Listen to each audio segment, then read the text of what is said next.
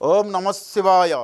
శ్రీశైల మల్లికార్జున మేడారం సమ్మక్క సారక్క చిలుకూరు బాలాజీ స్వామి. ఓం నమ శివాయ. గోపురం టీవీ చూసే వాళ్ళ ప్రేక్షకులందరికీ నమస్కారం. నా పేరు రామ్ శాస్త్రి. చిలుక జోష్యం అంటే ఆ కాలంలో ఉంది, ఇప్పుడుంది, ఇక ముందు గుడుక నడుస్తుంది. చిలుక జోష్యం అంటే నిజముందండి, నమ్మండి, వినండి.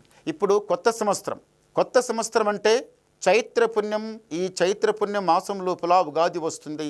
చాలా మంచి ఘనంగా ఉగాది, కొత్త రోజు, కొత్త దినం. ఉగాది కొత్త సంవత్సరం. ఉగాది పేరు చెప్తాయినండి. ఈ సంవత్సరం పేరు పరాభావనామ సంవత్సరం. చాలా మంచి అంటే చాలా మంచి దినం. ఉగాది అంటే ఉగాది ఒక 2 రోజుల ముందు, ఒక 2 రోజుల ముందు ఇల్లు మంచిగా శుభ్రంగా ఉడవాలి, మంచిగా క్లియర్గా మంచిగా కడగాలి. బండలన్నీ ఎక్కడిదక్కడ మంచిగా శుభ్రంగా కడిగి ఆ తర్వాత ఇంటికి ఉగాది రోజున మామిడాకుల తోరణం కట్టాలి. పొదగల లేవాలి, సలినీళ్లతో స్నానం చేయాలి. స్నానం చేసిన తర్వాత సూర్యభగవానికి నమస్కారం చేయాలి. తప్పనిసరి 100కి 100 రూపాయలు సూర్యభగవానికి నమస్కారం చేయాలి. చేసిన తర్వాత ఇంటి లోపల పూజా గదిలో వెళ్ళి దీపహారం పెట్టి తన కులదేవినికి నమస్కారం చేసి ఆ తర్వాత గుడికి వెళ్ళాలి. గుడికి వెళ్ళే ముందు కొత్త బట్టలు ధరించి ఏమన్నా ఆభరణాలు ఉంటే ఆభరణాలు పై మీద వేసుకొని గుడికి వెళ్ళి నమస్కారం చేసి రావాలి. గుడికి వెళ్ళి నమస్కారం చేసి వచ్చిన తర్వాత ఏముంటుంది?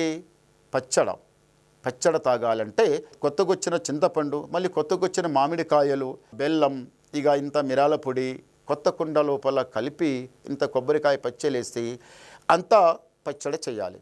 నీకు తెలుసు పచ్చడ ఎలా చేయాలని కానీ చెప్తున్నా.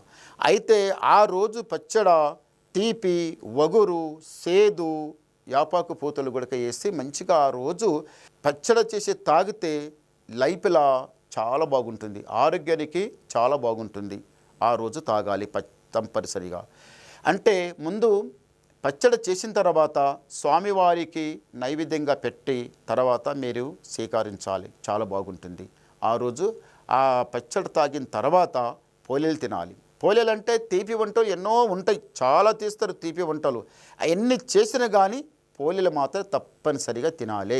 ఆ రోజు అన్నిటికన్నా ముఖ్యం పోలేలు తినాలి. చాలా బాగుంటుంది. మళ్ళీ ఒకటి, ఈ కొత్త సంవత్సరం అంతా లైఫ్ అంతా 12 రాశుల మీద ఏ రాశి వాళ్ళకి ఎట్లా గురుబలం ఎట్లా ఉంది, ఏ రాశి వాళ్ళకి శని బలం ఎట్లా ఉంది మేము ఎంత చెప్పినా కానీ ఇలా ఉగాది రోజున సాయంత్రం బ్రాహ్మణ్ దగ్గర వెళ్ళి తను చూపించుకోవాలి. ఎవరి పేరు మీద గురుబలం ఎంత ఉందో, ఎవరి పేరు మీద శని బలం ఎంత ఉందో చూపించుకోవాలి. ఇప్పుడు కూడా నేను చెప్పేది ఎవరి పేరు మీద గురుబలం ఎంత ఉందో, ఎవరి పేరు మీద శని బలం ఎంత ఉందో చెప్తా, వినండి. చిలకమ్మ, మకర రాశి వాళ్ళ జ్యోతిష్, మకర రాశి వాళ్ళ భవిష్యవాణి, మకర రాశి వాళ్ళ గణితవాణి. దా చిలుక తే. మకర రాశి వాళ్ళకి సాక్షంగా శ్రీమన్నారాయణ, 7 కొండల వాసుడు. మకర రాశి వాళ్ళు ఎవరైనా కానీ ఈసారి 7 కొండల మెట్లు లెక్కి ఆ స్వామివారి దర్శనం చేసుకుని వస్తే నెత్తి మీద ఉన్న దరిద్రం పటాపంచలమైపోతుంది. మళ్ళీ ఆ దరిద్రం మీ దిక్కు కన్నెత్తి గుడిగా చూడదు. అంత నీటుగా ఉంది ఈసారి మీకు. మకర రాశి వాళ్ళకు పట్టుదల బాగుంది, రోషం బాగుంది, అన్నిటికీ తెగించి పని చేస్తారు. కానీ మీ నెత్తి మీద ఏ దరిద్రం ఉంటుందేమో కానీ అది ఏకుకుపోయి మీకు ఏదో ఒకటి చెడు అయితేనే ఉంటుంది.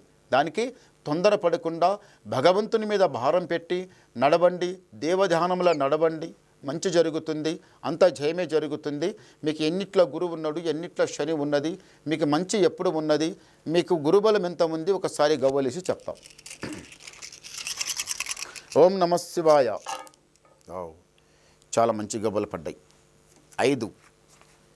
మకర రాశి వాళ్ళకు ఆదాయం 2, యాయం 8, రాజపూజ ఫలం 1, అవమానం 6.